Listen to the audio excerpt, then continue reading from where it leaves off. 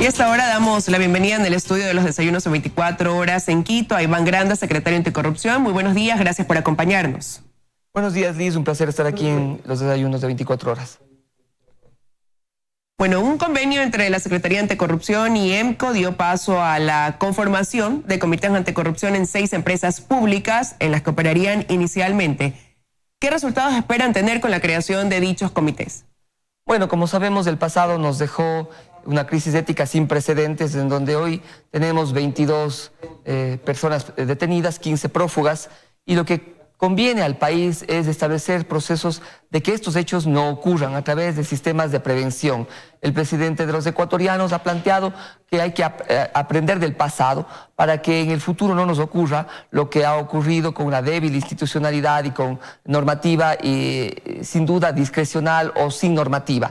En ese sentido nos ha parecido importante este convenio en donde se empieza en estas 6 empresas públicas que manejan grandes recursos económicos, se plantea una ISO antisoborno en cada una de estas entidades y sobre todo unidades de integridad ética que permitan generar procesos de prevención, no más contratación a dedo por giro específico del negocio o emergencias falaces. Nos parece importante que así se encamine una prevención para que el establecimiento de acciones sean en el marco siempre de la ley de la honestidad y del cuidado de los fondos públicos. Ahora, ¿pero qué tienen en común CENEL, SELEC, CNT, FLOPEC, Petroecuador y Petroamazonas, que fueron las 6 empresas escogidas para que inicialmente se vea un trabajo realizado por estos comités anticorrupción? Bueno, son empresas que manejan recursos económicos importantes. Petroecuador estuvo inmiscuido, o sus funcionarios estuvieron inmiscuidos en una grave crisis con el tema de Carlos Pareja Llanucel y el señor Vaquerizo, que hace pocos días inclusive se empezó la subasta de los bienes que se hicieron luego de que le perjudicaron al país. Nos parece que estas 6 empresas públicas son las que más recursos manejan en los sectores estratégicos y por esa razón hemos elegido comenzar con esas 6. Sin embargo, tendremos unidades ISO antisoborno y unidades de integridad ética en las 21 empresas y también comenzaremos en el sector público. No olvidemos que el CERCOP ya tiene ISO antisoborno y la semana pasada se hizo una certificación a través del Servicio de Acreditación del Ecuador con una empresa española para que verifique que estos cumplimientos se den a lo largo del tiempo. ¿Y no hubiera sido ideal quizás empezar entonces sí ya por el aparato del Estado, por otras dependencias públicas, donde hay incluso investigaciones de por medio, como es el caso por ejemplo del IES, donde hay informes de Contraloría que se habla de una corrupción campante? ¿No hubiera sido mejor comenzar o institucionalizar ahí la creación de estos comités anticorrupción donde se pueda dar un resultado palpable que vaya en la misma línea de investigación, de poder ver qué es lo que ha pasado durante todo este tiempo, acogiéndome a lo que usted decía en la primera pregunta, y poder ir dando ya resultados también en ese sentido, en este tipo de instituciones del Estado? Mire, coincido con su preocupación. Sin duda se debe generar procesos en los cuales se debe plantear acciones de prevención en distintas entidades públicas. No olvidemos que el IES es autónomo del Ejecutivo. Nosotros para generar acciones tenemos que tener un convenio, como lo hicimos con la Federación Ecuatoriana de Fútbol. Hoy lo firmamos con la Asamblea Nacional, pero es por un pedido de las entidades que son autónomas. Como hemos dicho, sin duda, las entidades también tienen que fortalecerse en función de su independencia de poderes. La Contraloría, la Procuraduría, la Fiscalía vienen haciendo lo propio. Sin embargo, nosotros somos muy respetuosos, cooperamos con la Administración de Justicia, cooperamos con las entidades del Estado, pero no podemos intervenir desde ningún punto de vista, salvo existe un convenio como lo vamos a hacer hoy con la Asamblea Nacional. No intervenir, pero sí proponer quizás, y por qué no ha nacido esa propuesta por parte de la Secretaría Anticorrupción hacia una institución como mencionó, por citar un ejemplo, el IES, sino esperar a que ellos sean los que toquen la puerta y digan, bueno, queremos que haya este tipo de convenio porque lo necesitamos. Lo que estamos haciendo es planteando un sistema de prevención, como lo ha dicho el presidente de la República. Hemos pensado y hemos creído oportuno empezar por estas empresas públicas que ciertamente tienen grandes recursos económicos. No olvidemos que en este proceso de acreditación de ISO antisoborno y de unidades de integridad ética hay que cumplir estándares internacionales y la comunidad internacional está apoyando en eso. OCDE será una de ellas, estándares de Naciones Unidas también estarán planteando criterios para que estas unidades de integridad ética estén conformadas de la mejor manera. Las personas que están en estas 6 empresas públicas, por ejemplo, tienen que haber pasado pruebas voluntarias de confianza, además de tener criterios específicamente formación en compliance, en derecho penal, en contratación pública. Entonces, se viene de a poco, Liz. Yo creo que es importante que hayamos iniciado este proceso. Sin duda, tenemos 5 meses como Secretaría Anticorrupción. Los resultados han sido prematuros, hemos hecho cosas importantes, creemos que tenemos un gran equipo de trabajo y poco a poco estos irán dando los resultados tanto en combate a la corrupción y la impunidad y los sistemas de prevención que se han planteado. Ahora, tenemos entendido que ya se hizo la selección de quienes integran estos comités anticorrupción y que están en una fase de inducción. ¿Cómo se realizó esta selección? ¿Quién los escogió? ¿Cuántas personas son? ¿Y cuál es el perfil que tienen cada uno de los integrantes de este comité anticorrupción? Bueno, efectivamente, Liz, todas estas personas pasaron por pruebas de confianza.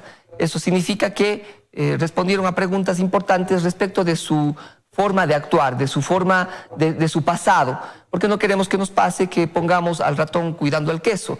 Tienen experticia en compliance, en criterios de ISO antisoborno 37001, de igual forma tienen criterios sobre cómo conformar una unidad de integridad ética, cómo establecer sistemas de prevención, cómo buscar que los contratos no sean discrecionales, no sean dirigidos, no existen procesos de contratación directa o a giro específico de negocio, que estuvo de moda en el pasado. Entonces me parece que esa formación establece también que el equipo tenga a alguien que sepa de derecho penal, que establezca alertas para que no ocurran delitos en el marco de la gestión de los recursos de los ecuatorianos. Entonces, estas personas fueron elegidas en un proceso de selección de la Secretaría Anticorrupción. La estructura no depende ni siquiera de los gerentes, sino del directorio de las empresas. Estamos pensando de que sean cruzados para garantizar su autonomía, objetividad, eficiencia y sobre todo ética. Quiere decir que son personas que no forman parte de estas empresas, pero ¿cómo fueron convocadas? ¿Cómo fueron, de dónde fueron reclutadas? Usted me acaba de nombrar en el caso de una de las personas que conforman que tendría alguna expertise en derecho penal, y eso nos hace pensar que, bueno, se recurrió a abogados, a gente especializada en jurisprudencia, pero de ahí el resto, ¿cómo ellos acudieron a esta convocatoria? Bueno, desde varias vías. Me parece que se ha planteado criterios hacia la academia, se ha planteado criterios en función de las personas que hemos conocido en el marco de nuestro ejercicio profesional también, personas que han sido recomendadas en función de su alta experticia y conocimiento en la materia. Son de varias vías y, como hemos dicho, la garantía de que estas personas sean honestas son las pruebas voluntarias de confianza a las cuales han sido expuestas y que voluntariamente lo han querido hacer. Entonces, efectivamente son equipos que estarán en cada empresa pública, que estarán mirando qué es lo que ocurre en el marco de contratación pública, en los temas de talento humano, para lograr justamente lo que le hemos planteado, prevenir que cualquier cosa ocurra, porque nosotros lo que creemos es que solo fortaleciendo la institucionalidad del Ecuador no tendremos el pasado de vergüenza que tuvimos en los 10 años pasados. Ahora, se ha dicho que ellos tendrán autonomía, independencia de su trabajo, pero que lo harán de manera, este trabajo coordinado con la Secretaría Anticorrupción. Así es. Ya en la práctica, ¿cómo operarán para poder cumplir un trabajo realmente eficaz? Nosotros tenemos una subsecretaria general de lucha en contra de la corrupción, tenemos una dirección de investigación, una dirección de coordinación y seguimiento de casos, tenemos un equipo que se ha venido fortaleciendo en función de lograr una coordinación efectiva. Y en ese sentido, pierda cuidado y que pierdan cuidado los ecuatorianos, haremos un trabajo como lo venimos haciendo, con absoluto compromiso con el país, con la absoluta convicción de que el país tiene que dar la vuelta a ese pasado. Pero ¿cuál va a ser el alcance que tengan estos comités en caso de recibir, sí, alguna denuncia anticorrupción? ¿Hasta dónde pueden llegar ellos con su trabajo?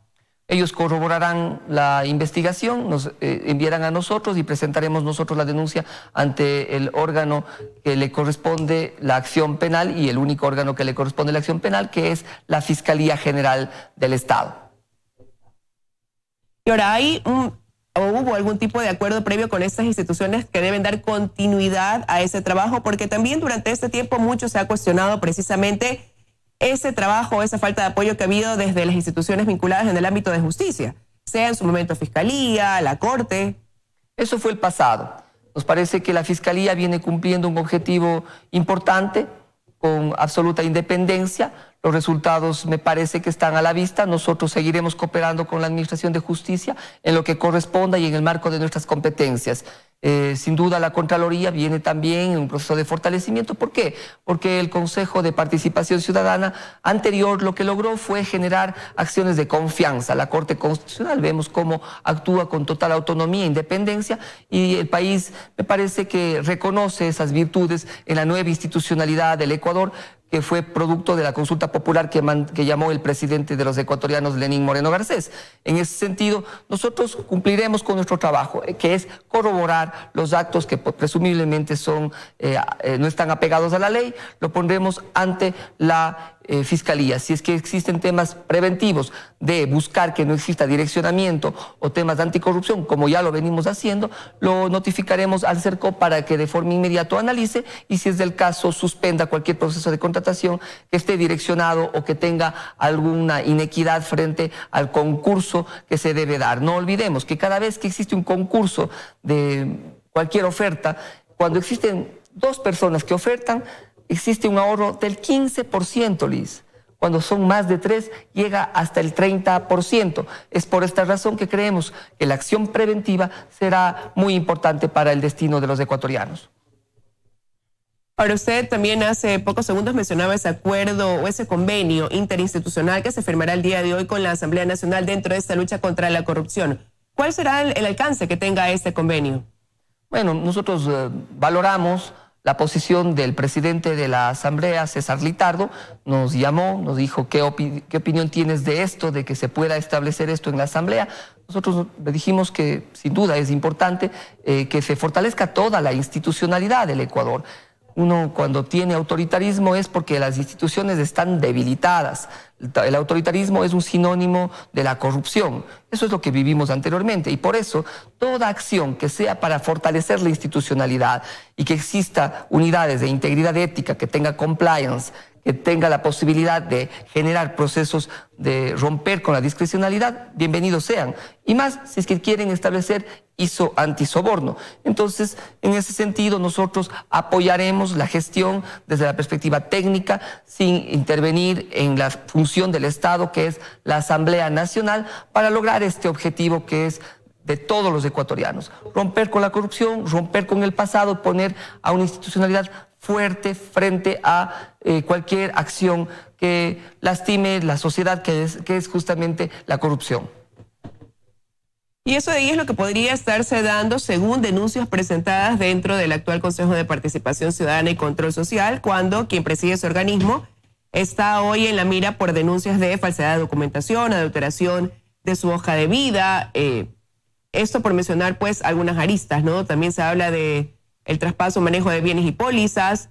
¿Cuál es la evaluación que ustedes hacen como Secretaría Anticorrupción? ¿O cómo lo ve usted, cómo lo evalúa lo que está sucediendo, como digo, en torno al presidente del Consejo de Participación Ciudadana y Control Social? Son los organismos de control, son los organismos pertinentes los que tienen que investigar y corroborar la acción de su presidente y de todo el Consejo de Participación Ciudadana. Nosotros somos absolutamente respetuosos de la institucionalidad.